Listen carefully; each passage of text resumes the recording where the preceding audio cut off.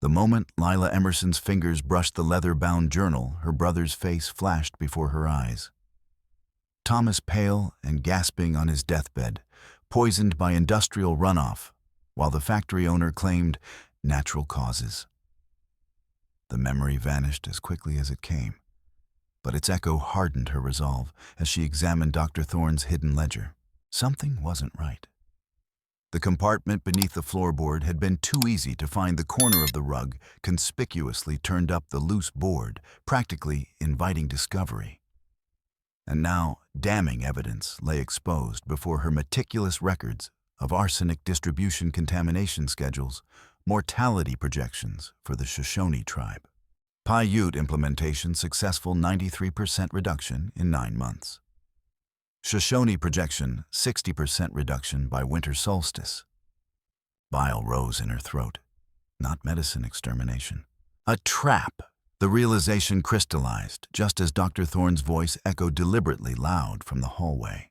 "Nurse Collins, have you seen our newest staff member, Miss Emerson? Seems uncommonly curious about my research." Lila's pulse thundered in her ears. Frantically, she tried returning the journal to its hiding place, but the latch refused to catch.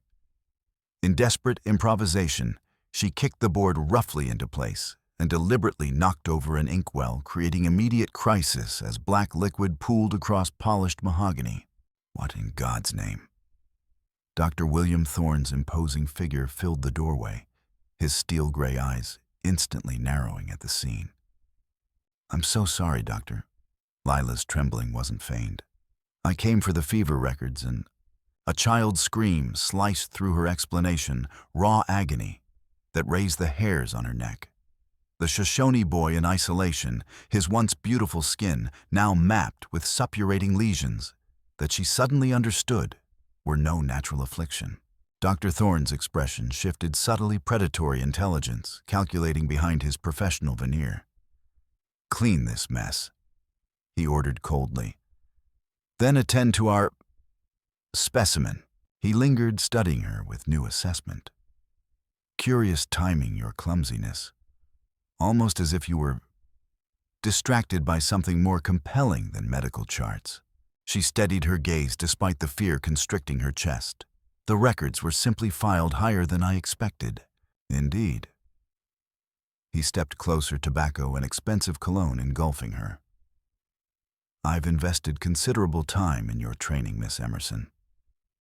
It would be a shame if misplaced sympathies interfered with your promising career."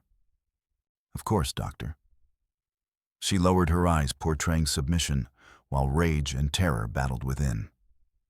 Her brother's final words echoed, "Don't let them bury the truth with me, Lila.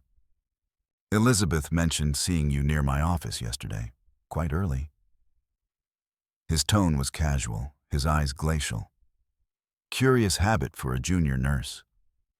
"Reference materials," Lila replied, forcing steadiness into her voice. "For the Shoshone cases. Remember, Miss Emerson, in this territory, professional reputations are fragile things, especially for young women so far from home." He turned to leave, but paused. "Mr. Blackwood visits tomorrow. Ensure your appearance reflects our establishment's standards." Behind the closed door, Lila's facade crumbled her hands, trembling violently. The evidence remained hidden, but Thorne suspected her, and he was watching. Idaho Territory, 1871, where civilization's hunger for expansion devoured anything in its path. Eagles Pass, perched between towering mountains and sprawling plains, its wooden buildings defiant against wilderness on one side and the Shoshone people's ancient homeland on the other. The Shoshone boy thrashed against his restraints as Lila entered the treatment room. His copper skin, once smooth, now erupted with weeping lesions, his fever-bright eyes registering her presence with desperate hope.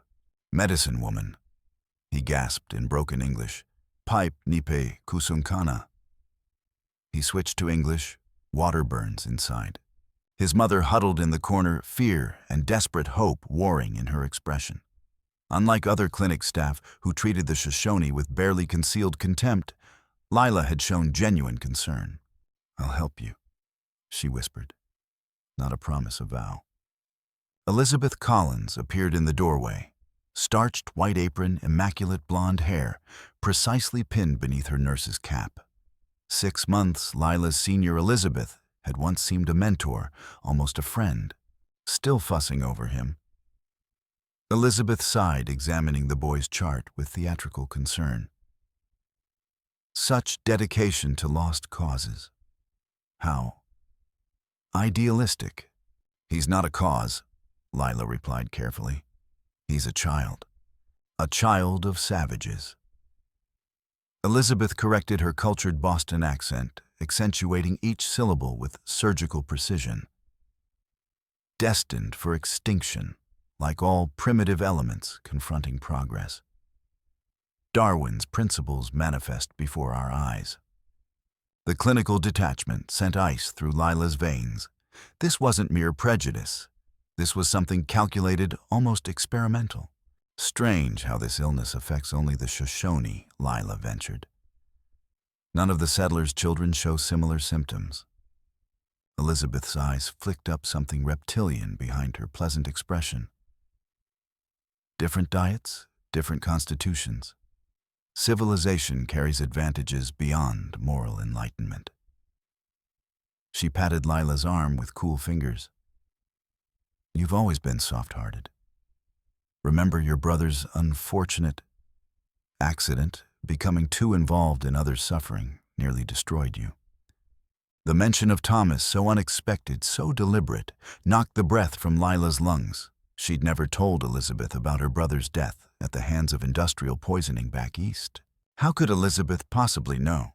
At dusk, Lila escaped to the clinic's rear yard, mind reeling from Elizabeth's impossible knowledge and the horror of Dr. Thorne's journal.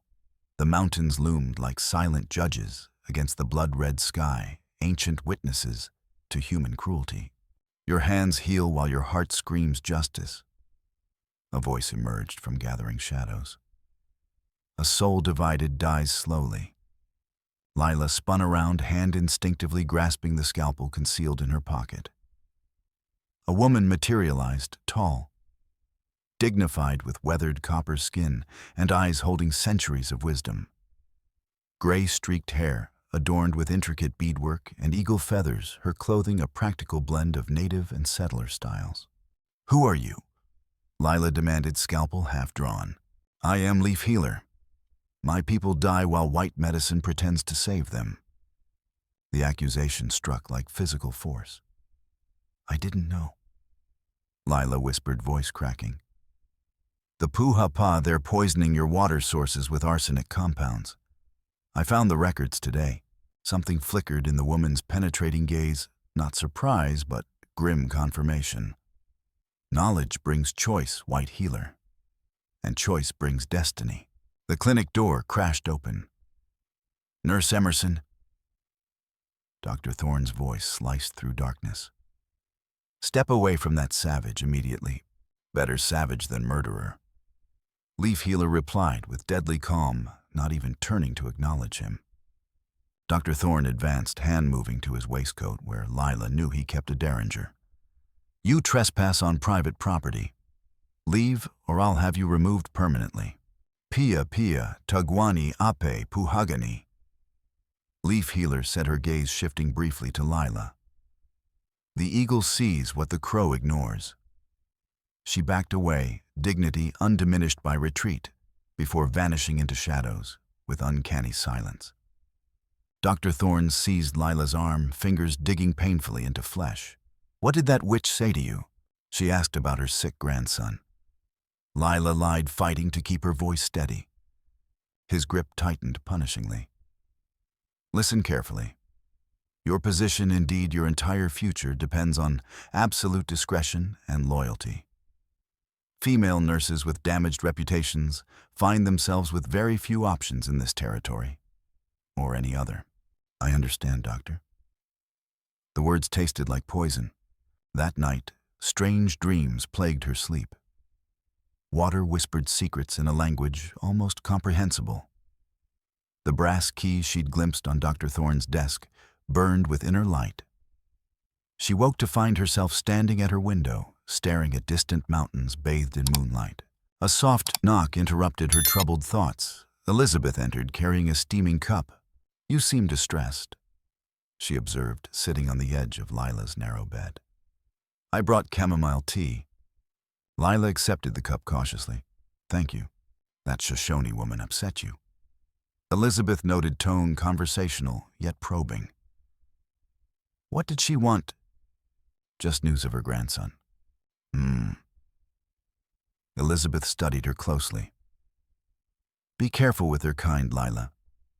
My father, before that unfortunate incident with your brother, explained how certain races simply lack the biological capacity for civilization." Her voice softened, almost hypnotic. "Some must make way for others. It's nature's design, painful yet necessary." The casual reference to Thomas sent alarm bells clanging through Lila's mind. She set down the untouched tea. "You should rest," Elizabeth concluded, rising gracefully. "Tomorrow will illuminate many things." After Elizabeth left, Lila poured the tea out her window, suddenly suspicious of its contents. Sleep came fitfully interrupted by fever-bright dreams of rushing water and her brother's voice whispering warnings just beyond comprehension. Morning brought chaos, a settler with a mangled leg from a mining accident. While Dr. Thorne and other staff handled the emergency, Lila seized her chance. She slipped into his office, quickly locating the hidden compartment again. This time she came prepared with thin paper and a pencil, hastily copying the most incriminating pages. As she worked, a glint of metal caught her eye, a small brass key resting atop correspondence on Dr. Thorne's desk, half hidden beneath an official-looking letter, bearing the territorial governor's seal. Acting on impulse, she pocketed the key just as the door creaked behind her. Lila's heart lurched as she whirled to face Elizabeth Collins. "What are you doing in here?" Elizabeth's voice carried dangerous undertones beneath its pleasant surface. Dr. Thorne asked for more chloroform for the surgery. Lila improvised, gesturing to the medicine cabinet she'd deliberately left open. Elizabeth studied her with unnerving intensity. "Strange. He sent me for the same thing just moments ago. He must be more rattled by the emergency than we realized." Lila forced a laugh. Two heads are better than one in a crisis. As she handed over a bottle of chloroform, Lila noticed something distinctive adorning Elizabeth's wrist, a delicate bracelet made of Shoshone beadwork, the patterns strangely familiar. "Beautiful, isn't it?" Elizabeth turned her wrist in the light. A token from a dying boy's mother, payment for care that merely postponed the inevitable. Her smile didn't reach her eyes. The pattern tells the legend of Coyote's failed rebellion against the natural order. Rather fitting, wouldn't you say? Wouldn't. The casual cruelty combined with specific knowledge of Shoshone legends sent ice through Lila's veins. Elizabeth wasn't merely prejudiced, she had studied these people like laboratory specimens. That afternoon, when sent to deliver medicine to a homestead outside town, Lila detoured to the edge of the pine forest north of Eagle's Pass. There, as Leaf Healer had mysteriously instructed in their brief encounter, she found 3 sentinel boulders standing watch. She waited, anxiety mounting with each passing minute, until a shadow detached itself from the trees. Leaf Healer approached, accompanied by a young Shoshone warrior, whose fluid movements reminded Lila of a mountain lion, graceful yet lethal, his hand never straying far from the knife at his hip. "You came," Leaf Healer acknowledged. The Puhapa spoke truly. "I found proof," Lila said, producing her hastily copied notes. "Dr. Thorne and his associates are deliberately contaminating your water sources with arsenic compounds.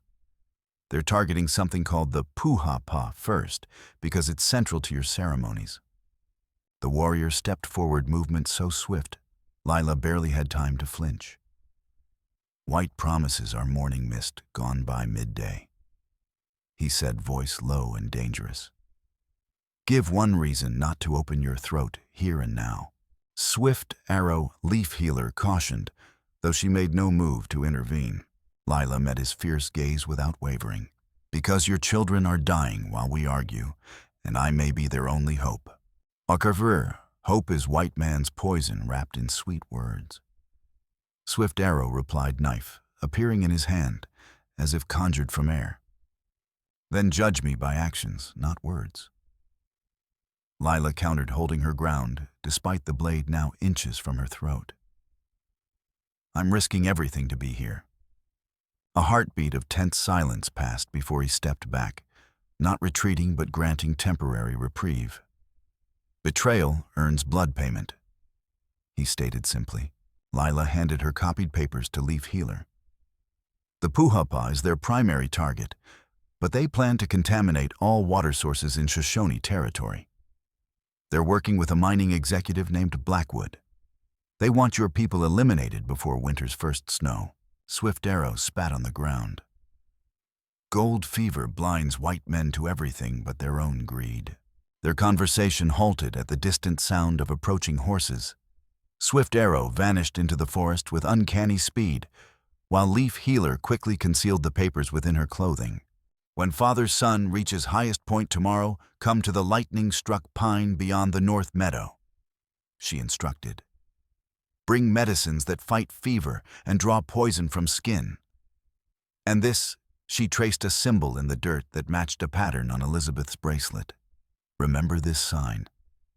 Those who wear it are not what they seem. The cryptic warning lingered as she disappeared, leaving Lila alone with a growing sense that the conspiracy extended far beyond what she'd imagined. That night, as Lila prepared to retire, a small dark-haired girl, no older than 7, appeared silently at her door, one of the clinic's helpers, a half-Shoshone orphan called Willow, who performed menial tasks in exchange for scraps and a pallet in the storage room. Nurse, she whispered, eyes darting nervously. Man with beard and fancy clothes came after you left. Him and doctor talked in secret room under clinic. Her voice dropped lower. They said your name, said you need managing. Lila's blood chilled. What man, Willow? What did he look like? Tall, black coat with silver buttons, smelled like money and bad spirits. The girl hesitated.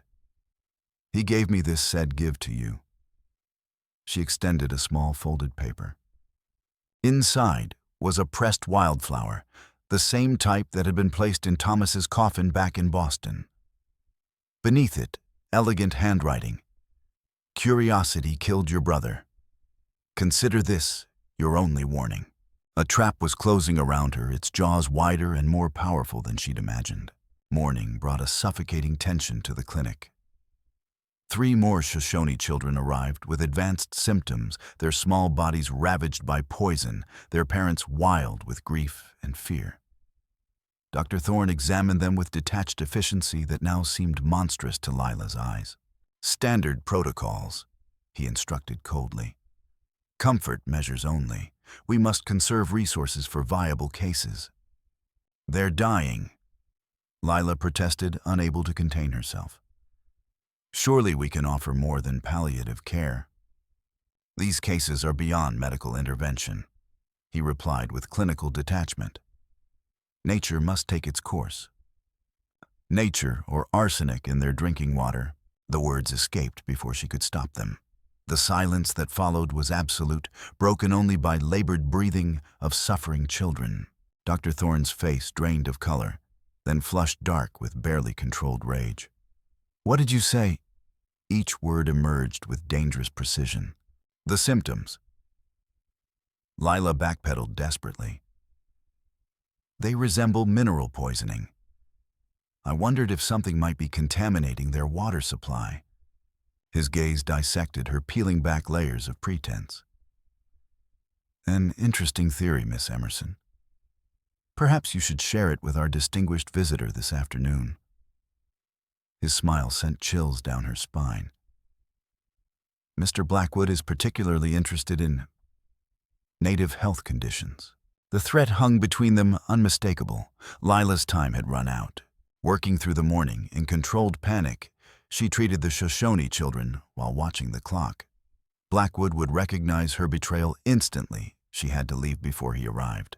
Fortune intervened in the form of a settler woman arriving in difficult labor.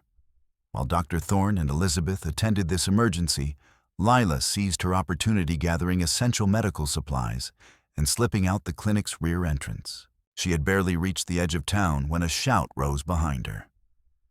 Elizabeth Collins stood on the clinic porch pointing in her direction, while speaking urgently to a distinguished-looking man in an expensive black coat. Edgar Blackwood arrived earlier than expected. Lila ran medical bag bouncing against her side lungs, burning as she pushed herself toward the forest. Behind her, hoofbeats thundered on hard-packed dirt. "Miss Emerson." Blackwood's voice carried on the wind. "This territory has too few hiding places for a woman alone. Be sensible." She plunged into underbrush, scrambling uphill where horses couldn't follow. Branches tore at her face and clothing, but terror drove her onward. A gunshot cracked through the airbark, exploding from a tree trunk beside her head. Lila dropped instinctively, heart-hammering, as footsteps crashed through vegetation behind her. A strong hand suddenly clamped over her mouth, dragging her behind a massive boulder. Swift Arrow held her immobile, one hand over her lips, the other holding a drawn bow. Together they listened as Blackwood and his men thrashed through the forest below, cursing as terrain forced them to dismount. "This way," Swift Arrow finally whispered, leading her along an almost invisible game trail winding higher into the mountains. They moved in tense silence, Swift Arrow's woodcraft, keeping them just ahead of pursuers. As they crested a ridge, Lila caught her first glimpse of their destination, a lightning-struck pine standing solitary in a small clearing, its split trunk reaching skyward like beseeching hands. Leaf Healer waited there with several other Shoshone, their expressions ranging from open hostility to cautious hope as Swift Arrow led Lila into their midst. "The White Doctor has discovered her betrayal," Swift Arrow reported tersely. "Blackwood hunts her with 4 armed men. Then we have little time."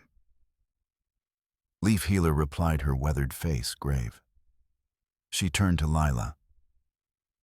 "The Puhapa lies half a day's journey westward. If what you discovered is true, the poisoning must be stopped before more children suffer." Lila suddenly remembered the key. She pulled it from her pocket brass, gleaming strangely in sunlight, warmer than metal should be. "I found this in Dr. Thorne's office. I don't know what it opens, but it seemed important." Leaf Healer took the key, closing her eyes as her fingers curled around it. When she opened them again, something ancient flickered in their depths. "This opens more than a door," she said quietly. "It opens the path between worlds." Before Lila could question further, Swift Arrow signaled urgently. "We must move. Blackwood's men will find this place soon." The group split as planned, Leaf Healer leading most toward a hidden valley with medical supplies Lila had brought, while Swift Arrow, Lila, and 3 warriors set out for the Puhapa. Swift Arrow set a punishing pace through increasingly rugged terrain. "Why risk death for those not your blood?" he asked abruptly during a brief rest, studying her with undisguised suspicion. "My brother died from water poisoned by men like Blackwood." Lila replied, the admission surprising even herself. "They buried the truth with him. I won't let that happen again." Something shifted in Swift Arrow's expression, not softening, but reassessment. "Vengeance makes strange allies. Justice, not vengeance," she corrected, though sometimes the line blurs. By late afternoon, they approached a secluded basin where crystalline water bubbled up from within the mountain, surrounded by ancient pines whose massive roots intertwined to form a natural sanctuary. In peaceful times, it would have been breathtaking. Swift Arrow signaled for caution as they crept closer. "There," he whispered, pointing to an arrangement partially concealed by boulders. Lila spotted an ingenious apparatus, clay pots connected by hollow reeds positioned to slowly release their contents into bubbling waters. More alarmingly, she saw thin copper wires running from containers to a mechanism hidden beneath a rock overhang. "Oh, wait!" she hissed, grabbing Swift Arrow's arm as he moved forward.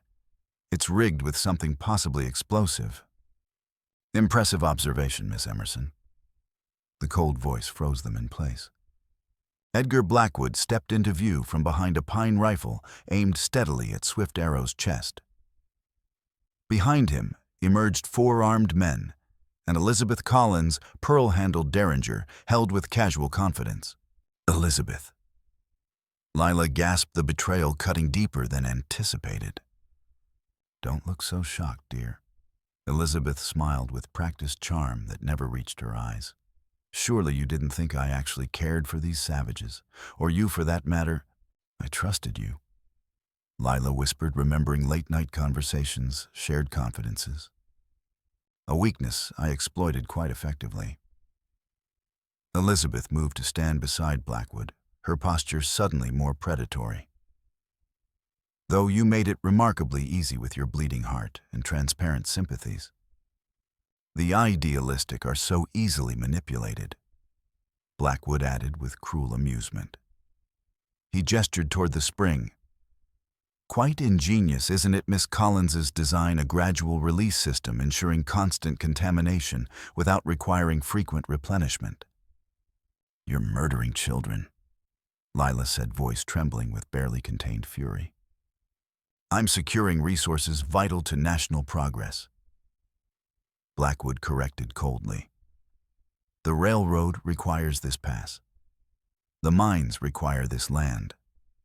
The natives are simply inconvenient obstacles. He smiled, a reptilian expression devoid of humanity. Though I must thank you, Miss Emerson, for leading us directly to this troublesome warrior. We've been tracking him for months. And I must thank you, Elizabeth added, voice dripping honey-coated venom, for being so predictably righteous. Just like your brother Thomas, always championing lost causes, always blind to practical necessities. The mention of Thomas from Elizabeth's lips ignited something primal in Lila's chest. How do you know about my brother? Elizabeth's smile widened, revealing the predator beneath her cultivated exterior. My father's chemical company owned the factory that employed him. Such an unfortunate accident, those toxins leaking into the water supply. Her voice hardened. Less unfortunate was silencing his troublesome sister when she started asking questions. A teaching position at a frontier clinic so far from prying Boston authorities was an elegant solution. The revelation hit Lila like physical force. Her appointment here hadn't been chance or good fortune.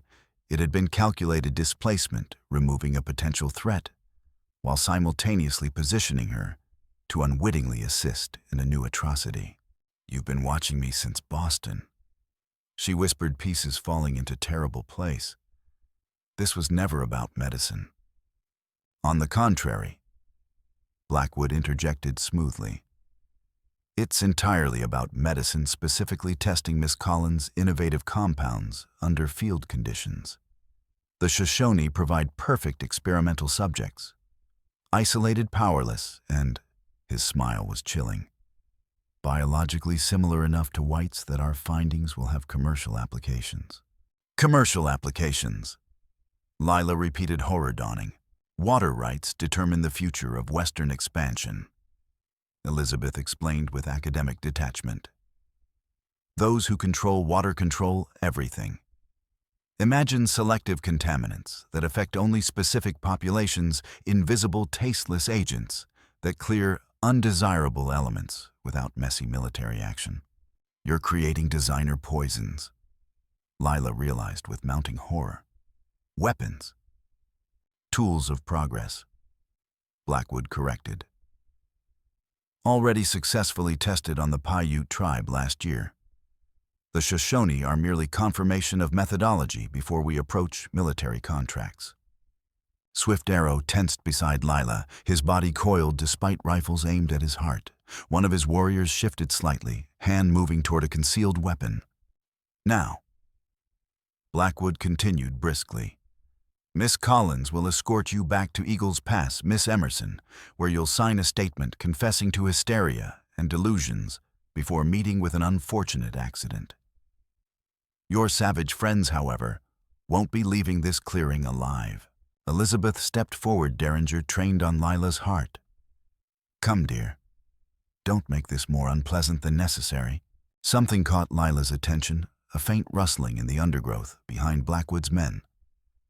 The brass key around her neck pulsed with unexpected heat against her skin.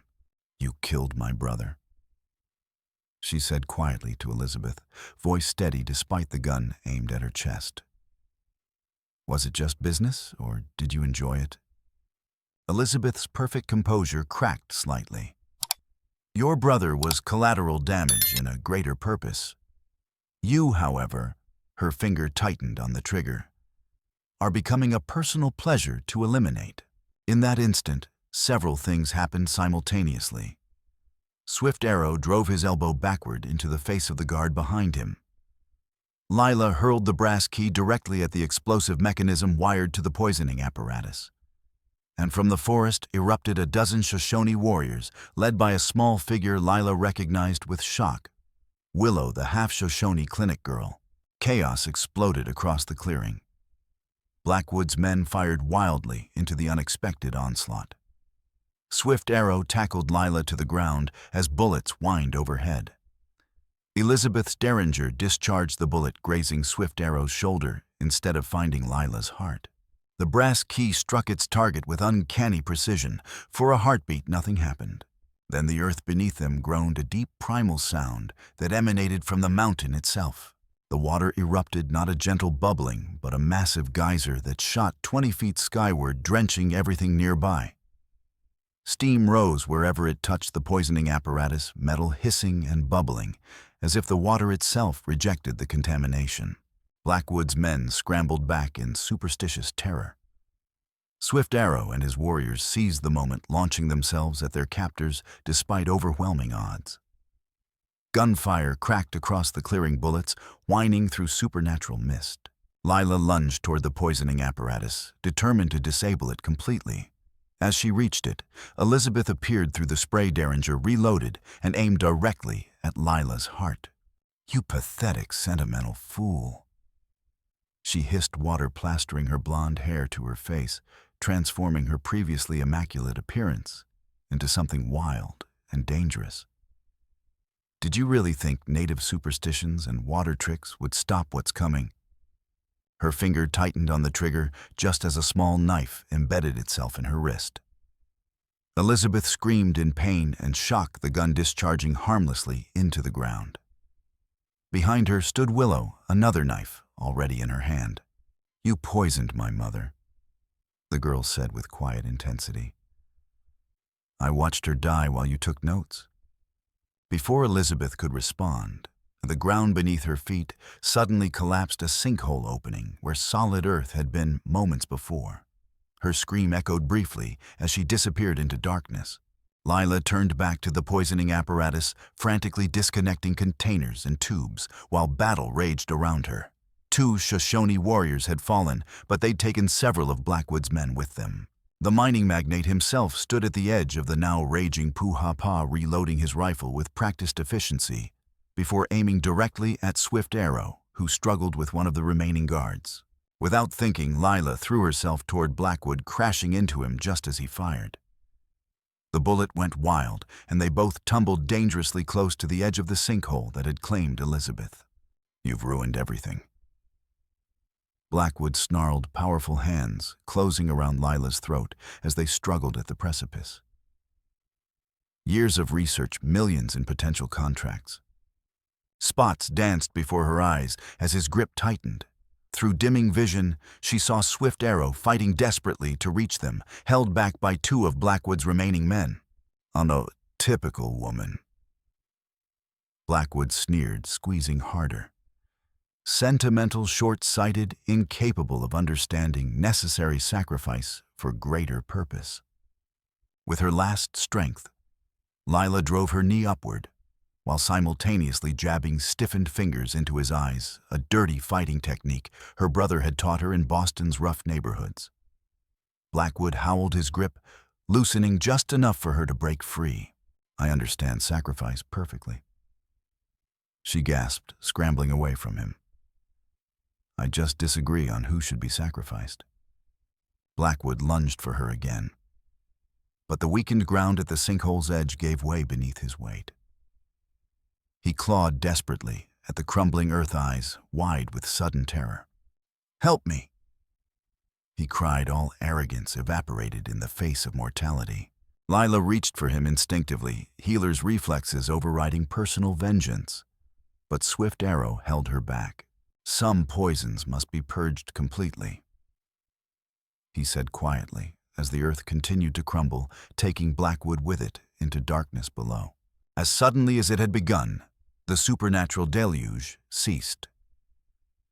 The Puhapa settled back to its natural state, though the water maintained a subtle luminescence. Silence fell, broken only by groans of the wounded.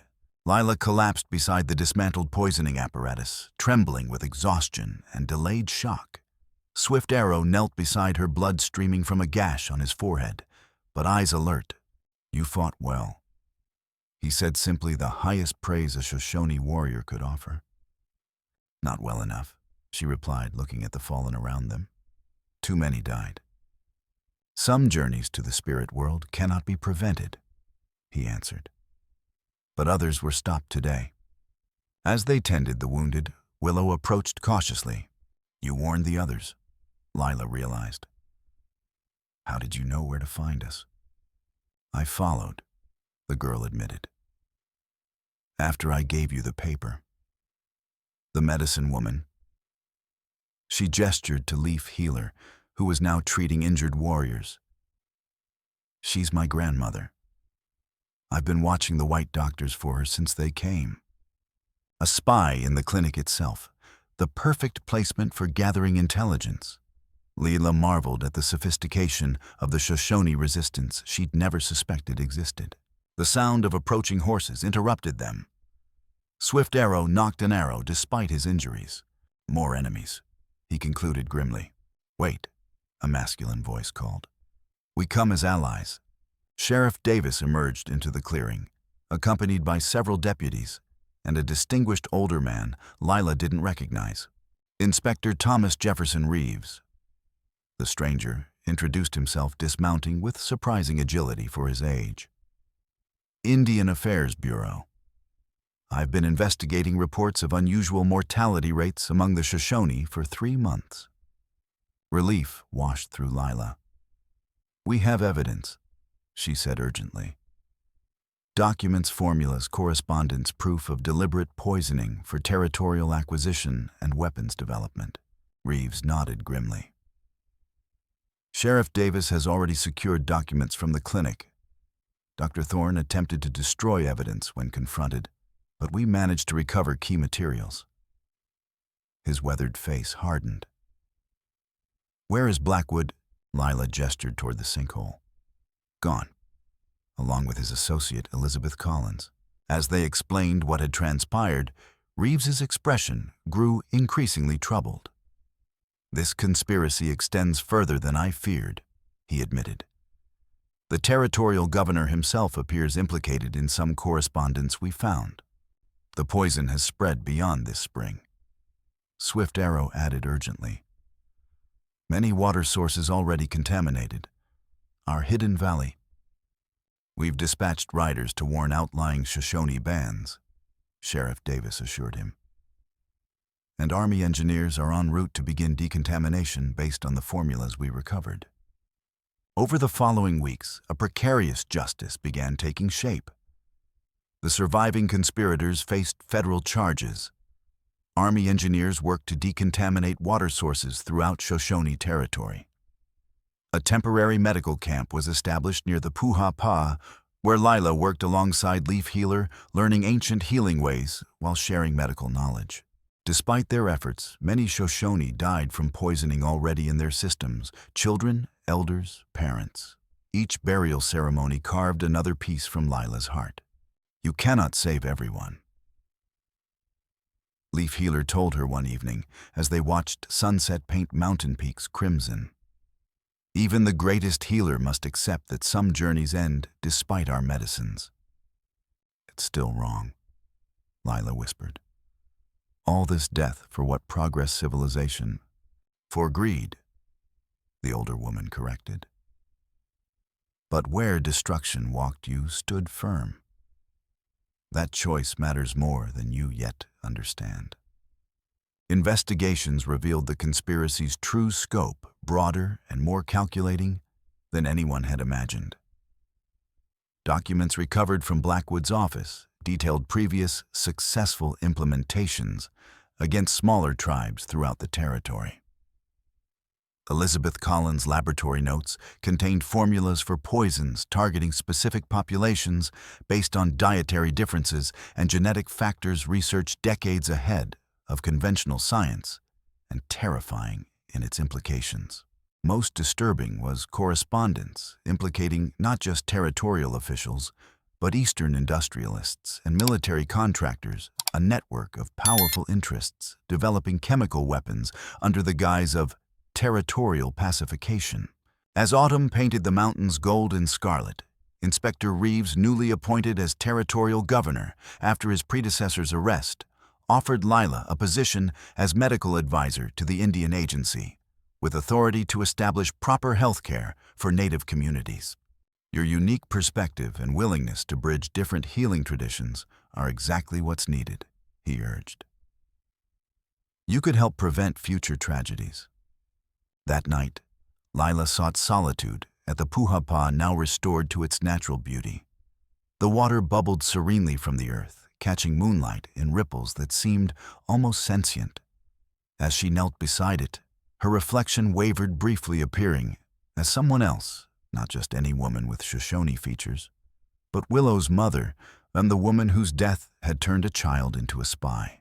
The vision lasted only seconds, but left Lila shaking. This place held power beyond her understanding, yet somehow it had chosen her as an instrument of both justice and healing. Her path crystallized with sudden clarity. She would accept Reeves's offer, but with conditions the healing camp would become permanent, combining traditional and Western medicine. Leaf Healer would be recognized as its director, with Lila as her formal apprentice. 1 year later, Lila again stood by the Puhapa, watching Shoshone children gathering medicinal plants. Not all had recovered fully from the poisoning. Some bore scars, some had weakened lungs or damaged kidneys that would never completely heal. The conspiracy's aftermath would linger for generations, yet life continued with stubborn persistence. The cleared poisoning operation had been replaced with a simple stone altar, where offerings of gratitude were left for the water spirits. Nearby, a small plaque in both English and Shoshone commemorated those lost to the poisoning, a reminder and a warning. Swift Arrow approached now, a respected voice on the newly formed tribal council that negotiated directly with territorial officials. Their relationship had evolved from wary allies to something deeper and more complex, a bond forged in blood and healing that defied conventional definitions. The mining company sends new representatives next week, he informed her.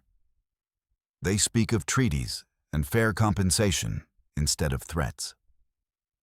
Progress of a different kind, Lila observed. Perhaps. His expression remained guarded. Words are smoke until actions give them substance. Willow, now Lila's apprentice in both medical traditions, joined them carrying freshly harvested herbs.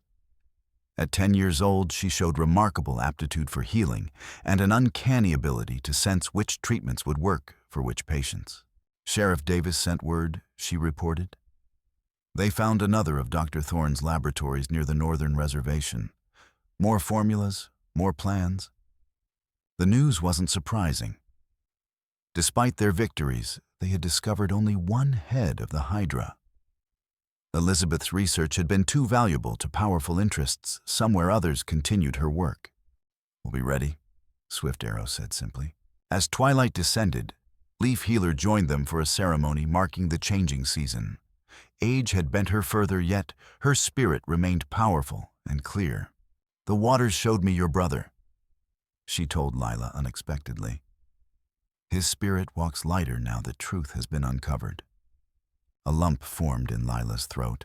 I still don't understand how the Puhapa does these things, shows visions, knows truths. Understanding grows like medicine plants, slowly and with proper tending. Leaf Healer repeated her earlier teaching. Some mysteries are meant to be experienced, not explained.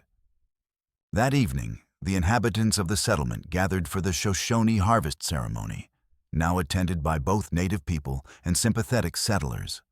Swift Arrow recounted the story of the poisoned waters and the unlikely alliance that had saved countless lives, a story already taking on elements of legend while remaining, at its core, historical truth. When he finished, Lila stepped forward, the healer's necklace Leaf Healer had given her, gleaming in the firelight.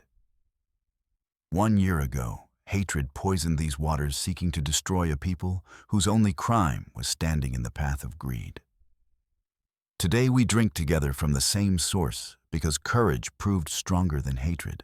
She motioned to Willow, who brought forward ceremonial cups of spring water, one for Lila, one for Swift Arrow, one for Leaf Healer.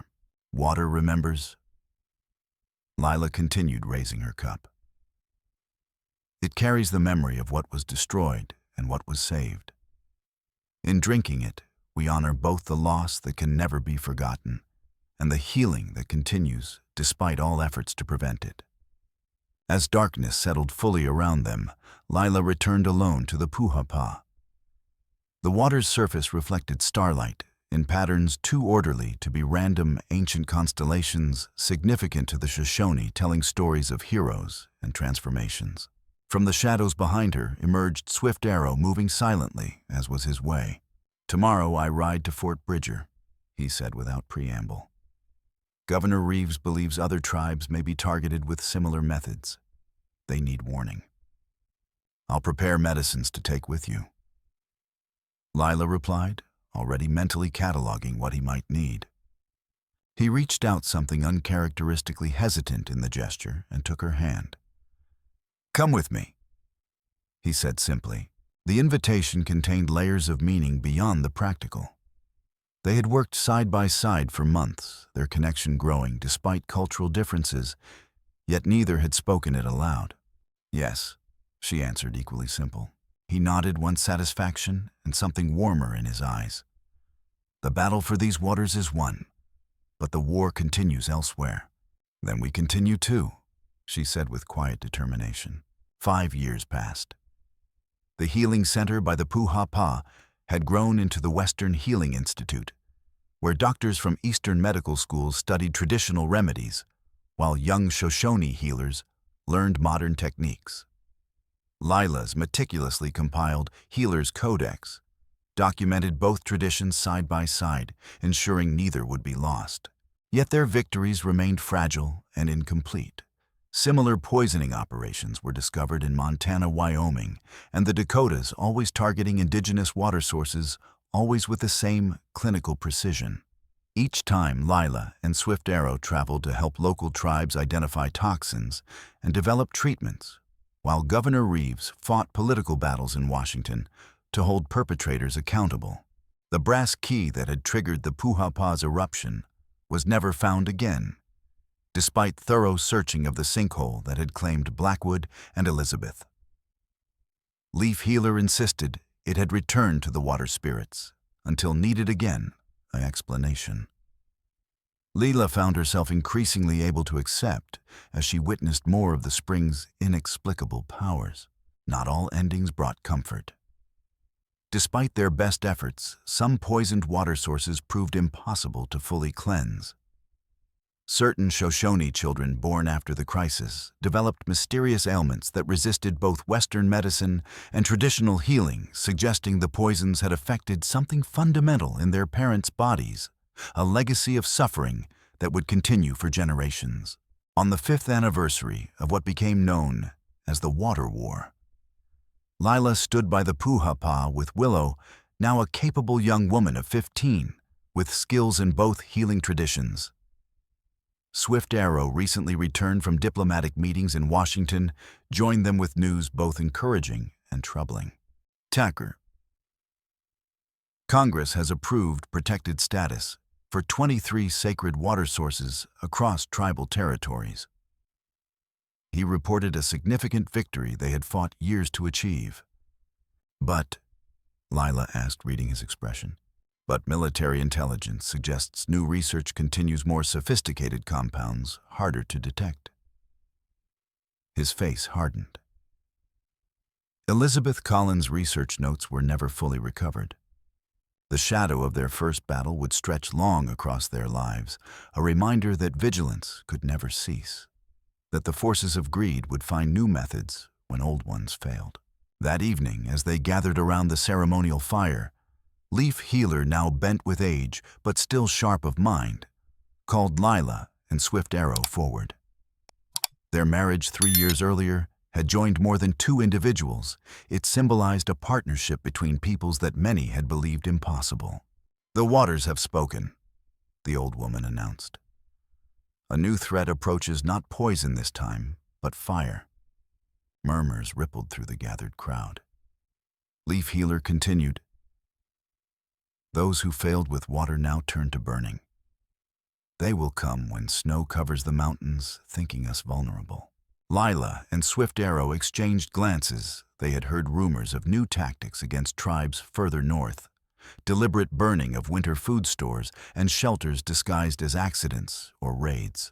"We will be ready," Swift Arrow declared. "Not through weapons alone," Leaf Healer cautioned. "The Puhapa has chosen its defenders." She beckoned Willow forward, placing the girl's hand in the healing waters. "Some battles are fought with medicine, not arrows." As if in response to her words, the water's surface began to glow with subtle luminescence ripples, forming patterns that resembled flames, then showing how those flames could be extinguished. Water remembering, water teaching, water warning. Later that night, as a cold wind brought the first hints of winter from the mountains, Lila stood at the edge of the settlement with Swift Arrow, surveying the vulnerable wooden structures that housed their growing community. "She's right," Lila said quietly. "Fire would destroy everything we've built." "Not everything," Swift Arrow corrected her, taking her hand. "What matters most cannot burn knowledge passed on alliances, formed truths uncovered." He gestured toward the Puhapa gleaming silver in moonlight. "Water always finds a way. So will we." Lila nodded, finding strength in his certainty, even as she calculated what preparations must begin immediately. The struggle that had begun with one poisoned spring had expanded into something far larger, a battle for the future of an entire people. For justice that transcended cultural boundaries. She thought of her brother Thomas, whose death had set her on this path. Of Leaf Healer, whose wisdom had guided her through a world where science and spirit intermingled. Of Willow, who represented hope that knowledge could pass to new generations. Of Swift Arrow, whose unwavering courage reminded her daily that resistance was never futile, even against overwhelming odds. The Puhapa's waters continued their eternal flow from earth to sky and back again, carrying memories of all that had been and whispers of all that might yet come. In that flow, Lila found the perfect metaphor for her own journey, a current that could be temporarily poisoned but never truly stopped, that would eventually purify itself through persistent motion and time's passage. "Water remembers." She murmured the familiar phrase, now a personal mantra. "And so will we." Swift Arrow's hand tightened around hers, their shadows merging into one as they turned back toward their home and the continuing work of healing not just bodies ravaged by poison, but a world where such poisons were created in the first place. Behind them, the Puhapa whispered secrets into the night, its waters glowing briefly, with knowledge of battles yet to come, and victories yet to be won. Not all would be achieved in their lifetime. Some justice would wait for children not yet born. Some healing would require generations to complete. But the key had been found, the lock had turned, and the path opened. Water would continue flowing, remembering both the poison and its antidote, carrying truth to those with courage to hear it.